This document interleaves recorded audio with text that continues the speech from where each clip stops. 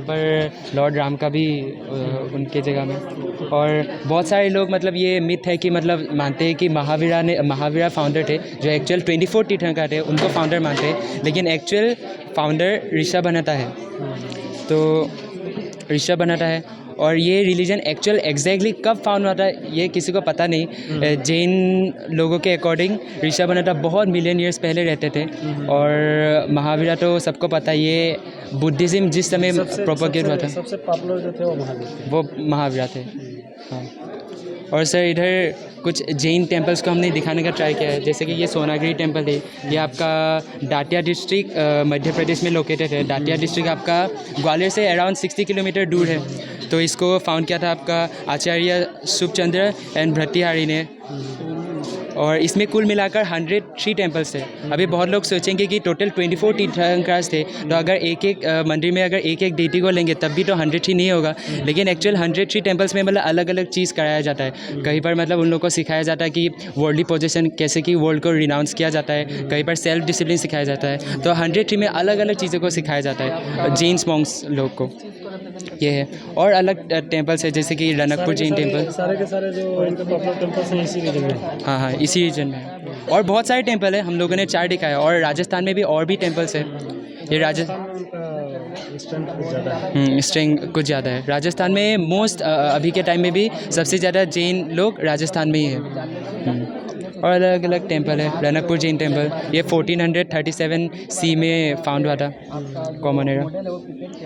और इधर सारे तीर्थंकर के नाम है, फोटोस है। हाँ सर। जैनिज्म आपके सिलेबस में है ना? जैनिज्म हमारे सिलेबस में है, लेकिन बहुत कम दिया है, एक ही टॉपिक, एक पैराग्राफ बस। हाँ सर, थैंक यू। कहाँ से थे?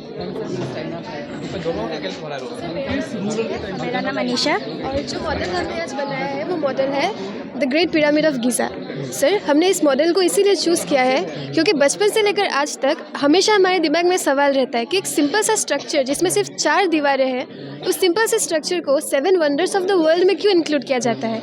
तो हमारा ये मॉडल बनाने का इंटेंशन ये है कि लोगों को हम अवेयर कर पाए कि ये स्ट्रक्चर सिर्फ 4 वालों वाला एक साधारण स्ट्रक्चर नहीं है, बल्कि स्ट्रक्चर में बहुत सारे ऐसे रहस्य छिपे हैं जिनके बारे में हमें जानना चाहिए। सर, जैसा कि आप देख सकते हैं, the great pyramid of Giza में 3 पिरामिड्स को इंक्लूड किया जाता है। दरअसल गीज़ा में जो पिरामिड्स है वो सिर्फ 3 नहीं बल्कि बहुत सारे हैं, मगर क्योंकि ये तीनों पिरामिड्स उनमें से सबसे ऊंचे वाले हैं, इसलिए इन तीनों को the great pyramid of Giza माना जाता है। ये सबसे बड़ा पिरामिड है वो खुफू किंग का है। इनकी तोम्ब यानी इनका कब्र इसमें दफन है। ये उनके बेटे खफरे का तोम्ब है, और ये खफरे के बेटे मनकाउरी का तोम्ब इसमें दफन किया गया है। और ये जो आप देख रहे हैं ये फेस, ये इन तीनों राजाओं को दर्शाता है, और दर्शाता है कि ये अमर रहे।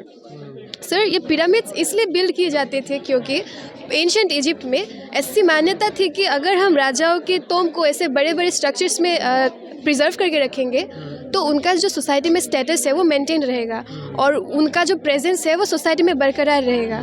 सर, इन पिरामिड्स में मेजरली 3 चैम्बर्स होते हैं, एक राजा के लिए, एक रानी के लिए, और एक बेसिक एक चैम्बर है जिसका पर्पस शायद फूड स्टोरेज का था, मगर वो अनबिल्ड रह गया। और एक इंटरेस्टिंग फैक्ट इन पिरामिड्स के बारे में ये होगा कि इनमें जो कैल्शियम कार्बोनेट की लेयर लगी हुई थी उनको स्मूथ बनाने के लिए, वो कई सालों से आज तक इनका जो हाइट है वो कम रहा है, क्योंकि वो लेयर धीरे धीरे कमती जा रही है।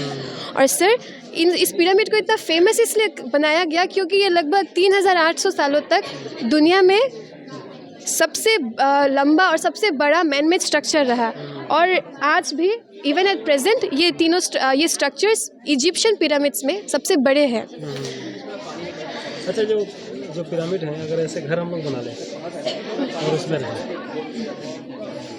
तो क्या अच्छा रहेगा? नहीं, आज के समय में नहीं। छोटा सा स्ट्रक्चर बना लेंगे।